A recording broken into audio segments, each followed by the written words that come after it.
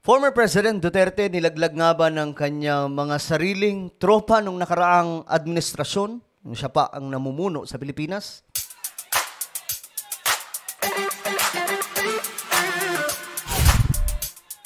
What's up mga sangkay? Magandang oras po sa inyong lahat. Okay, pag-usapan po natin ito dahil nga po mayroon pong dalawang dating opisyal di umano ng ating pamahalaan, panahon po ni Duterte, ang nagsalita na po regarding sa sinasabing secret agreement or gentleman's agreement. Mga sangkay, kumalat po kasi ang issue na to matapos po ilabas nitong Harry Roque. Siya po yung naglaglag kay Duterte talaga, mga sangkay, kung bakit hanggang ngayon naging issue ito. Ngayon, nagkaroon po ng hearing na ata dyan. Pag-usapan po natin. Bago tayo mag-umpisa, pag-subscribe po muna yung ating YouTube channel. So, sa baba ng video na to, mga sangkay, makikita nyo po yung subscribe button. Pindutin nyo lamang po yan. Tapos, i-click nyo po yung bell at i-click nyo po yung all dahil dito, mga sangkay, 1.21 million subscribers na po tayo. I-subscribe nyo po. Okay?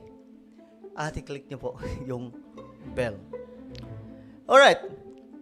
Sa mga nanonood sa Facebook, i-follow nyo po yung ating Facebook page. Ngayon, ito po yung balita. Ilang dating miyembro ng gabinete ni FPRRD dumalo daw po sa Gentleman's Agreement hearing. Ayon din po dito, dalawang cabinet members ni dating Pangulong Duterte dumalo sa House. Okay, tingnan po natin ang balitang to. Kasalukuyan pong nagpapatuloy ang pagdinig ng Kamara kaugnay ng Gentleman's Agreement sa West Philippine Sea. Nagiging malaking issue to mga sangkay dahil nga po sa tumitinding ginagawa ngayon ng China dyan sa West Philippine Sea. At alam po natin kung anong ginagawa nitong China, mga sangkay, sa PCG at iba pa pong mga barko ng Pilipinas dyan. Binobomba po ng water cannon. Diba? Then, mayroon daw pong agreement itong si Duterte at ang China. Sikretong agreement patungkol dyan sa Ayungin Shoal. So, inaalam po ito ngayon ng maraming opisyal kung ano ito. Sa Batasang Pambansa, nasa linya ng telepono si Marian Enriquez. Marian, anong nangyayari dyan sa hearing? Sino-sino ang mga dumalo? Yes, Ruth, katatapos nga lang nung executive session ng committee tungkol nga dito sa pagdinig doon sa alleged gentleman's agreement dito sa Kamara. At kung kahapon, no-show yung mga dating gabinete niya, former President. Okay. So ito, mga solid to, mga sangkay. Mga dating ano talaga to ni former President Duterte. Rico Duterte sa pagdinig ng Kamara. Ngayon naman ay full force na dumalo sina dating Executive Secretary Salvador Mediadea, Defense Secretary Delfin Lorenzana at dating Security Advisor Hermogenes Esperon Jr. Lumabas na 8 beses. Okay, so hindi lang dalawa, 3 silang mga tropa ni Duterte na nagsalita po dito. Ngayon, ang tanong, ano nga ba ang mayroon? Umamin na ba? Nilaglag pa si Tatay Digong ng kanya mga dating tauhan? Hermogenes Esperon Jr. Lumabas na 8 beses ang official meeting ni Duterte kay Xi mula noong 2016 hanggang 2019. Grabe no, ang dami. 8 times na naging meeting. At lahat silang tatlo, pinagsinungalingan na may kaalaman sila tungkol nga sa umunoy gentleman's agreement sa pagitan ng dalawang leader. Okay. So wala rin po silang alam. Ang tanong dito, ano ba? Yun ba ay nilalaglag na nila si Duterte o ito lang ay pagsasabi na wala kaming alam dyan, mga sir, mga ma'am, mga boss, madam. Hindi namin alam yung tungkol sa agreement na yan dyan sa West Philippine Sea. Kasi ngayon ang laki ng issue na to eh. May mga nagsasabi pa nga na baka humantong tayo sa digmaan dahil nga po sa ginagawa ngayon ng China. At ang dahilan daw po na dumami ang maraming mga barko dyan ng mga Chinese dyan po sa West Philippine Sea ay dahil daw po sa secret agreement ni Duterte at ng China. So, 8 times na nakipagpulong. So, ano ba mayroon? Ayon kay Mediadea, abogado nga niya dating Pangulong Duterte, alam nitong mabuti na hindi dapat nagpapadalot-dalot sa pagpasok ng mga kasunduan lalo kung may kinalaman sa soberanya at karapatan ng bansa.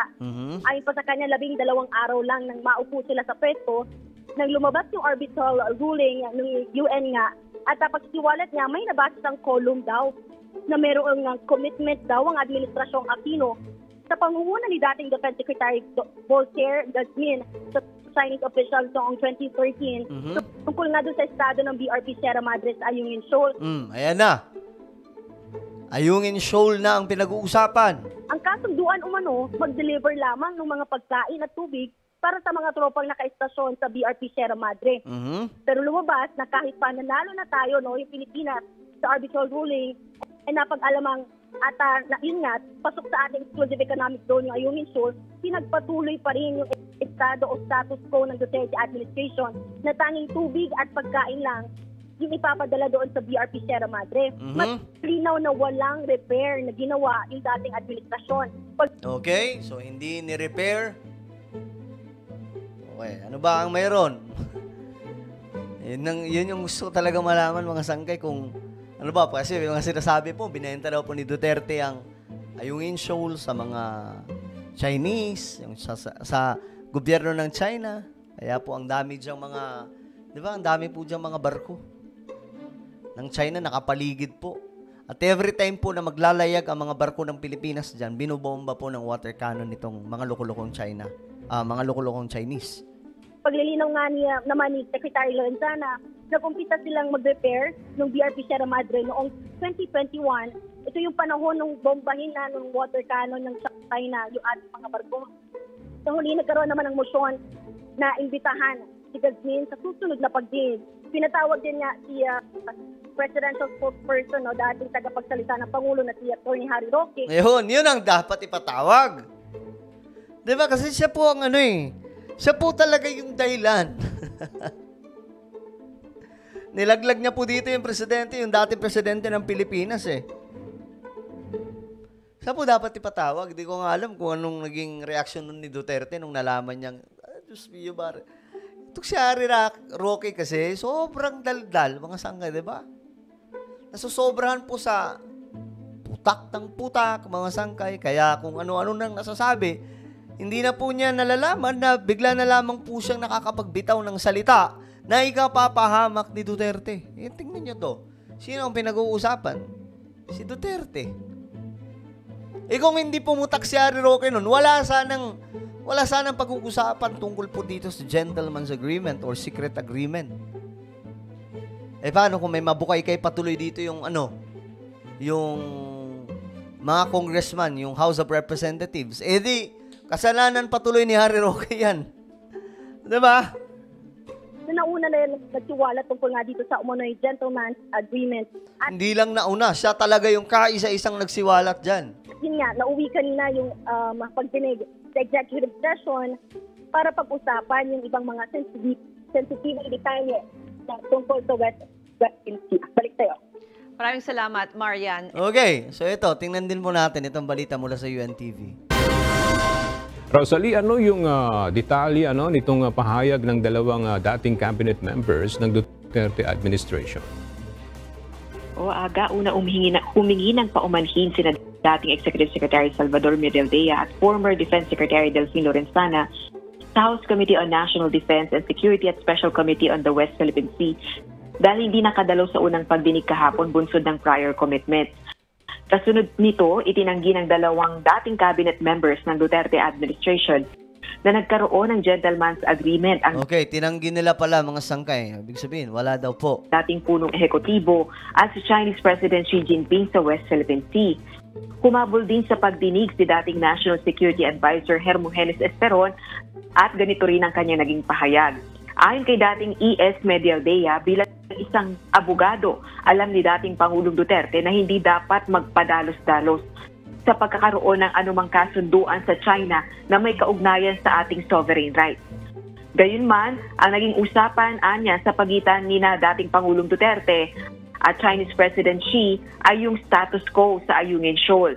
Partikular na yung pagpapatuloy ng delivery ng food supply sa BRP Sierra Madre.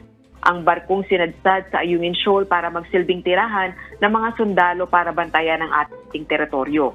Batay pa kay Medialdea, ipinagpatuloy lang ng dating administrasyon ang pulisiya ng Aquino administration sa ilalim ng dating Defense Secretary Voltaire Gasmin. Partikular na yung hindi pagre-repair sa BRP Sierra Madre. Okay, so damay-damay na, no? Pati si former President Noynoy Aquino, nasasabit po sa issue na ito. Nagpatuloy lang daw pala eh. Kumbaga, dugtungan lang. Hindi, wag nyo kami sisihin. Sisihin nyo si Noynoy. Siya, kanya to eh. Siya yung nagsabi no na ang agreement natin eh, bawal ayusin itong barkong nakasadsad dito at bawal kumuha ng kahit na ano. O, di ba? Yun ang sabi ng mga dating ni Duterte. Batay naman kay dating Defense Chief Lorenzana, taong 2021 ang magsagawa ng slight repair sa... Okay, so ano po ang inyong opinion tungkol po dito mga sangkay? Sa tingin nyo, nagsasabi ng totoo itong mga dating cabinet member ni Duterte?